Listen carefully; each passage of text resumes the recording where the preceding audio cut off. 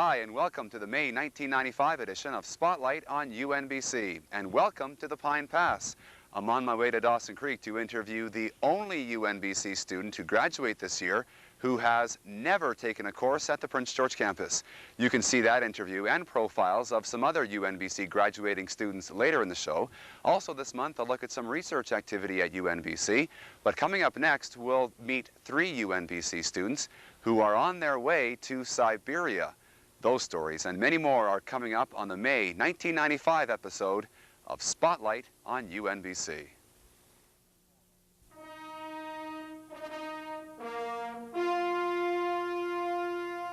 Men and women from throughout this region believed in the idea of a University of the North. They worked hard and they succeeded. I can easily predict that these will be seen as the golden years of this university. You and I have been involved in a process that was a once-in-a-lifetime thing. You can value education and go elsewhere and get the same information. But if you value what you get out of it as a person and your input into it, then UNBC is an awesome experience. I take pride in opening the university, and I wish you all, in whatever capacity you serve the cause of learning, a bright and successful future.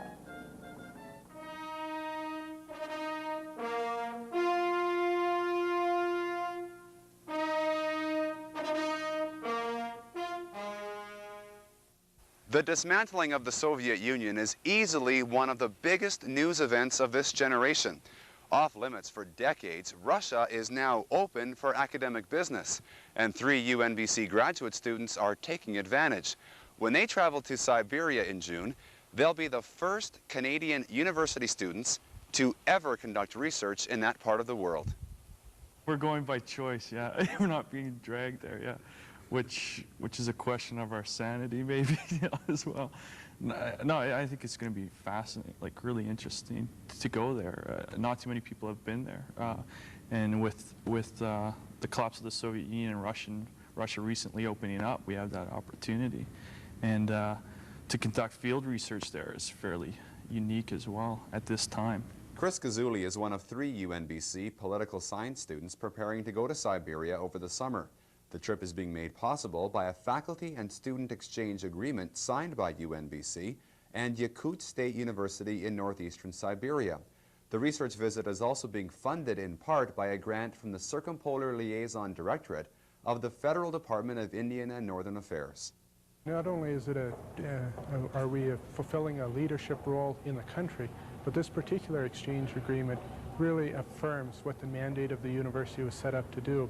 And the type of projects they're going to be pursuing over there will have direct relevance to the economy and peoples of northern British Columbia. Now with the end of the Cold War and a lot of the military coming back, they have no housing to come to.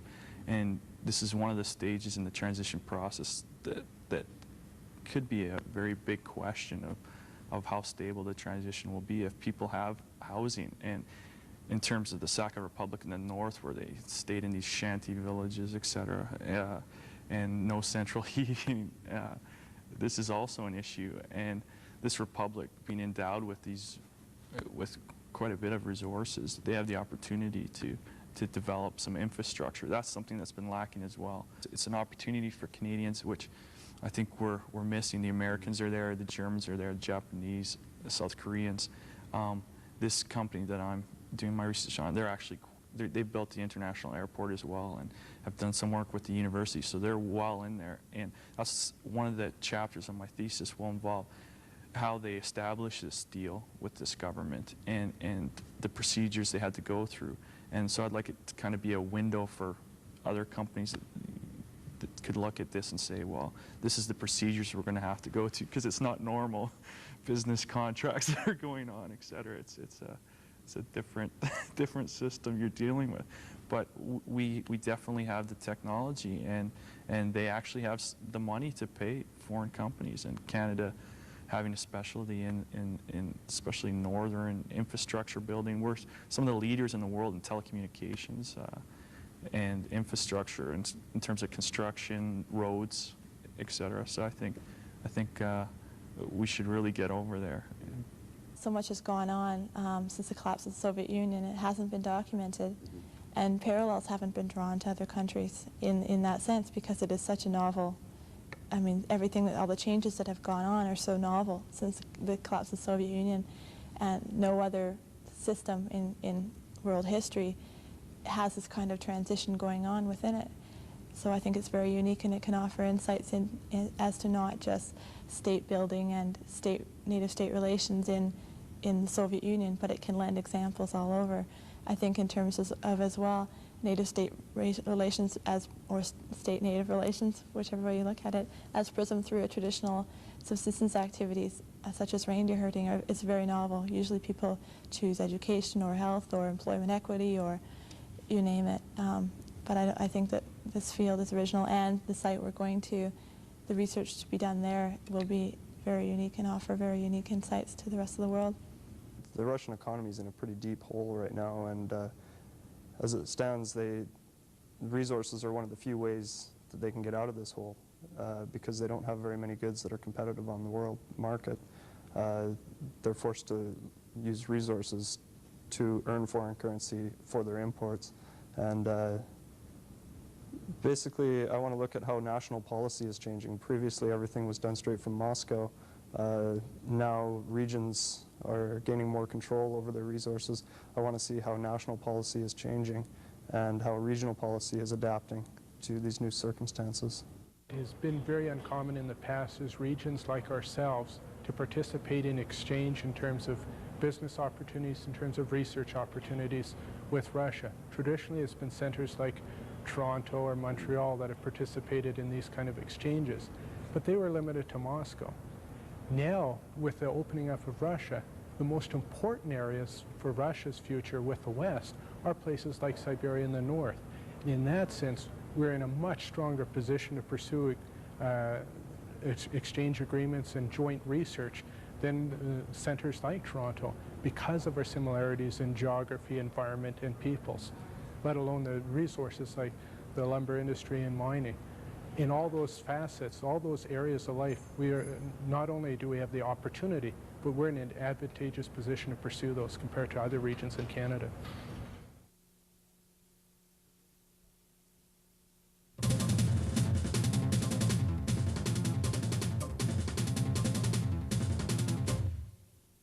Prospective students should remember the day June 1st. That's the deadline for applications to begin courses with UNBC in September. The calendar for the 1995-96 academic year is now available from UNBC, and it contains an application form as well as information on degree programs and courses. June 1st is also the deadline to apply for scholarships and bursaries. The application forms are currently being sent to all of the students who are registered at UNBC, all of the students or prospective students who have expressed an interest in attending UNBC, and the application forms will also be available from our office in Student Services Street. They need to look at the application form, they need to look at the UNBC 1995-96 calendar. The awards are all listed in there. Go through it, see which ones they're eligible for, because some of them have specific criteria, like if your parents work at a certain company or if you have a membership in a charitable organization. That's the information we need.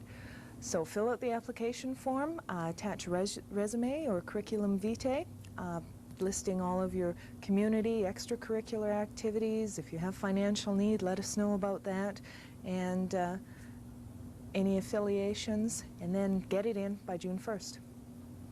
UNBC's most popular graduate program is already expanding.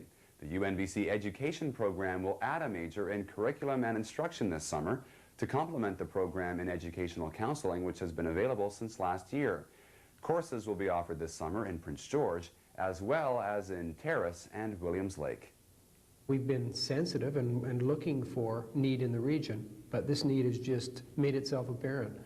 called, I've been invited to meetings to attend, or our regional coordinators have identified groups that have asked for information. And in the case of Williams Lake, I went, and I think they thought there would be about 20 people. There were 60.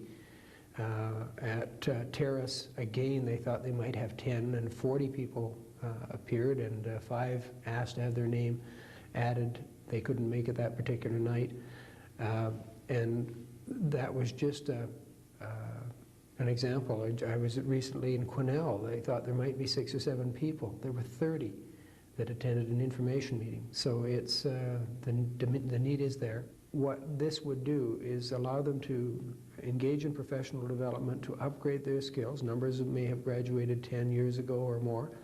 They could make themselves current, have an opportunity to read the latest research. We're emphasizing research in our program, so it could well teach them research practice that they might not be familiar with now, and it won't be the case that all of them want to be researchers, but they will be much better able to read research and better acquainted with research. As a result, we think they'll be much better teachers. That has to have a very positive effect on the education system in this region. It's been 6 years since Marc Lépine shot and killed 14 women at l'École Polytechnique in Montreal. Safety on campuses has been a big issue ever since. UNBC is launching a Safer Campus Initiative, which will include a safety audit, cultural sensitivity workshops, and a safety committee, which will include representation from a variety of campus groups.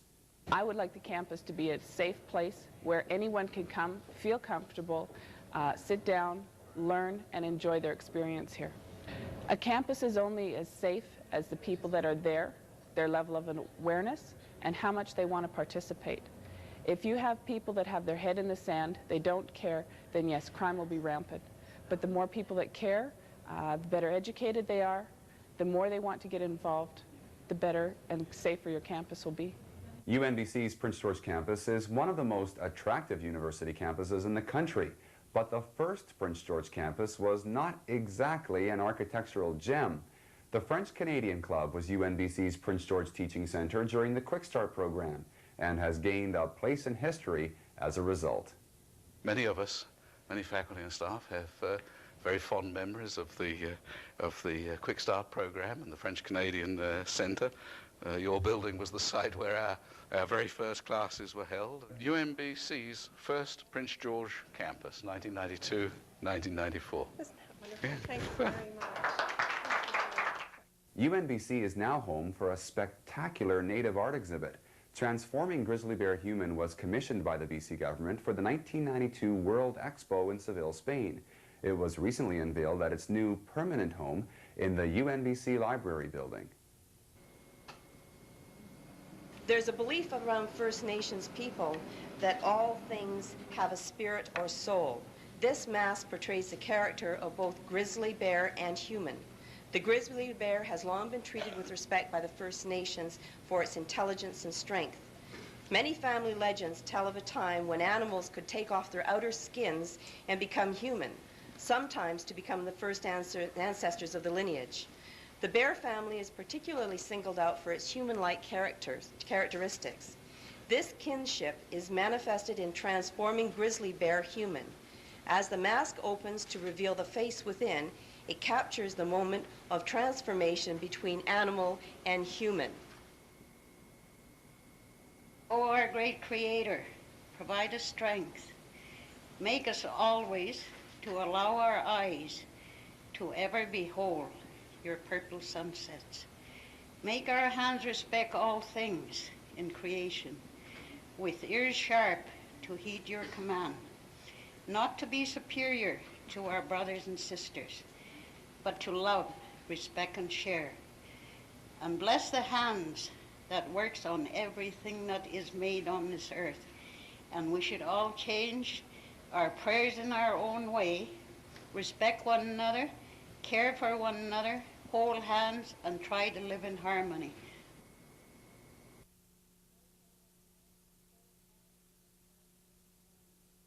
UNBC's third convocation ceremony is coming up later this month. It's been 3 years since the first convocation ceremony when UNBC President Geoffrey Weller and Chancellor Iona Campignolo were officially installed. Last year, honorary degrees were presented, the coat of arms was officially unveiled, and 6 UNBC students became the university's first alumni. This year, 10 students will don their cap and gown and officially receive their UNBC degrees. There's 2 main parts really to the convocation, and that is the awarding of the honorary degrees. This year we have 3 honorary degree recipients. And the other part of the ceremony is the graduation of the students. And so far we have 10 students eligible to grad, so they'll be walking across our platform and receiving their degrees. This year it's been great. It's been a lot of fun. I've met lots of people, lots of social events, and as far as my classes have been really good because I've only had, you know, a very few people in my classes. I had one class, I had, you know, 2 people in my class with 1 prof, so it's been really good. I've learned a lot, I've had a lot of help, and I've really enjoyed it. Like, it's been, you know, probably one of my best years. How has it been different than last year? Well, because we were off campus. Before, we didn't have, you know, we didn't have the social part of it. We didn't have everybody around. We didn't have classrooms. We sort of had a few people here and there, and we just didn't have, it wasn't like university. Like, I was at UVic before, and it just didn't have that university atmosphere, so it's just totally different year. This year for me, I would remember probably the people I've met. Like, I met some really good friends, mostly from Ontario, and that's been a really good experience for me because I've developed a real core of university friends that I know in 10 years I will still be in contact with them, and, you know, wherever they are. That's been really important for me. And also, again, like, the profs for me have been really helpful. Like, they've helped with my, you know, my writing skills and my research skills. And I've had a lot of opportunity to do, like, I did an independent study. So I've learned a lot. I think often with a new university or something new, the expectations are lower. People think, oh, you know, you won't get the education you do at SFU, at UBC. And I've said this to people before, it's been the opposite for me, because in terms of my own learning and my marks have gone higher than they were at UVic. And that's because I had, like, one-on-one instruction. And for other people too, I know they've said the same thing, that because the profs, you know, is one-on-one basically, or a little more, they've found it really good too. They've learned a lot, they've had lots of opportunity, and they feel the same way. And, you know, you hear people say, well, UNBC, you know, there's not much there, it's a new university. And the people here say, no way, it's been more than what I thought. I really enjoyed myself here. Like, I've really had a good year.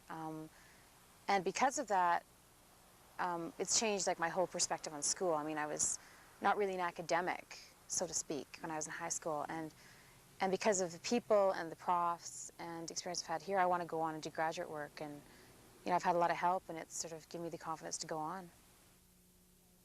Dawson Creek is home for the only UNBC graduate this year who has never taken a course at the Prince George campus. We caught up with Mike Readman at the Alaska Cafe, exactly 55 paces south of the famous Mile Zero post. To me, this doesn't really seem like distance education, because I am able to talk with the instructors during the class. The courses I did from Athabasca are the traditional distance education courses where you only have contact with a tutor once every couple of weeks when you make a phone call. And here we were part of a classroom setup, just that the instructor wasn't face-to-face. We heard him or her over the telephone, over the conference setup. So really it didn't seem like a distance education course at all. A lot of people were asking me particularly about the distance education part of it. Prospective students, they were concerned that it was going to be traditional correspondence type courses, and I've kind of promoted the idea that, no, it's you have the instructor right there talking to you, you just don't have the image, and I think that's coming eventually when the phone lines change, and hopefully, yeah. So, yeah, there was quite a bit of curiosity at first, but I think after, I've been at this for 2.5, almost 3 years, so curiosity towards my role in it has kind of died off.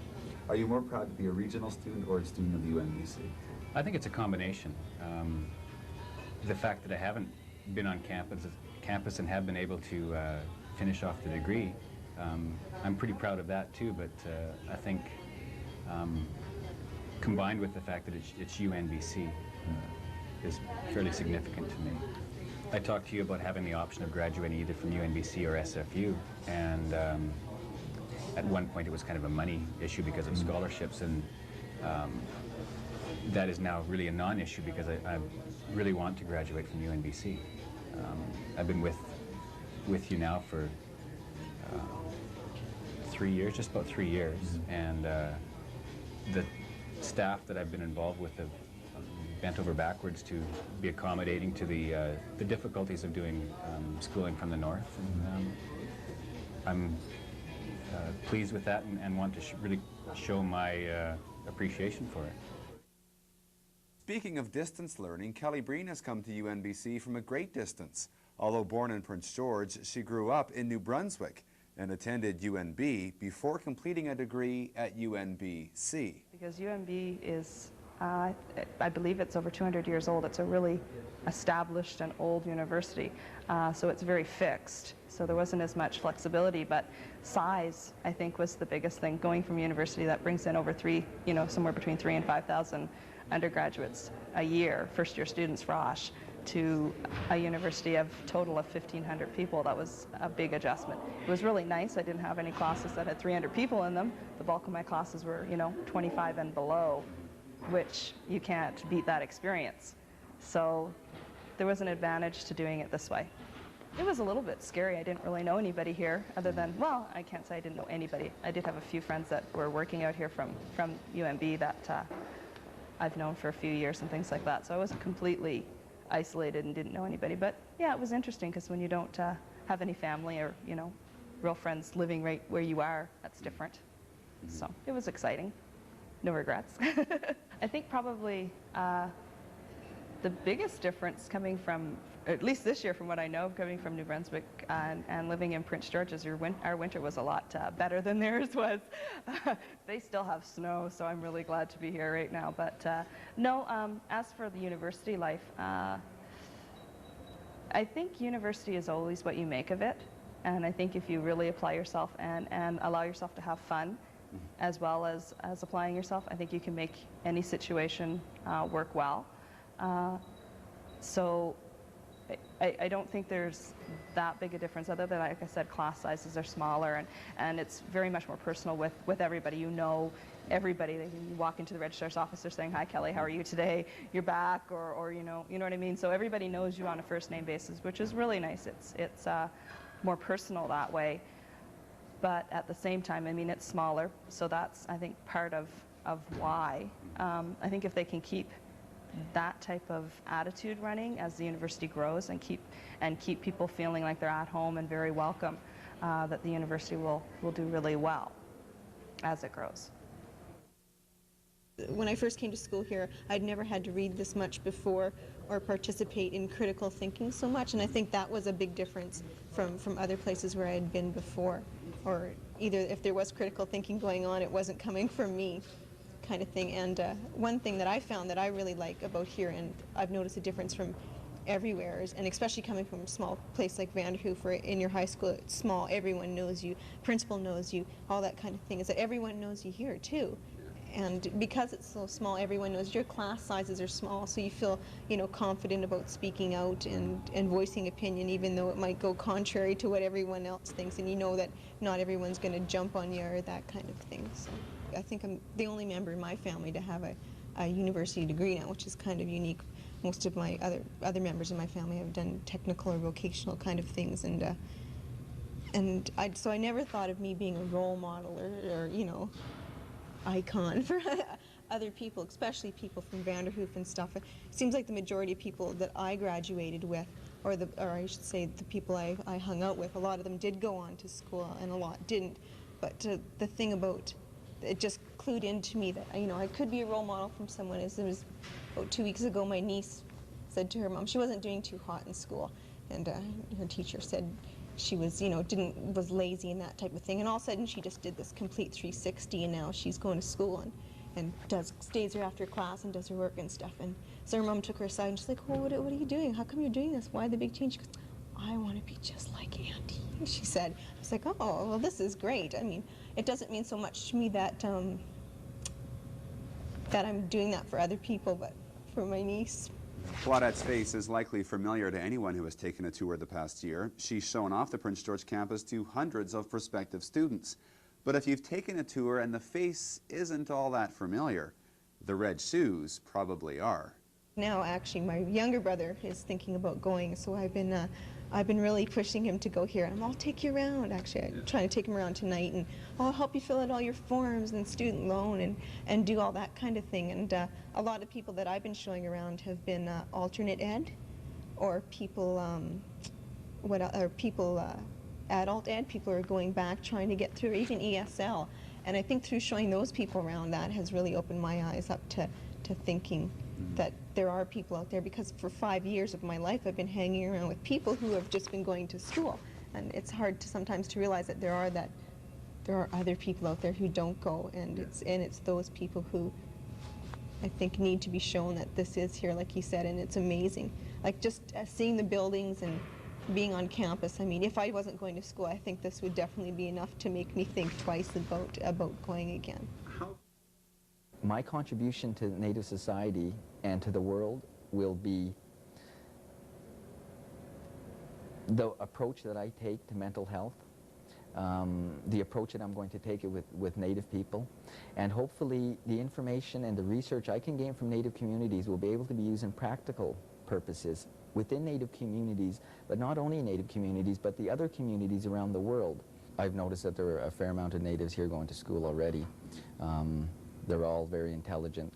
Most of them, in my opinion, will graduate very easily, will go on to further their education.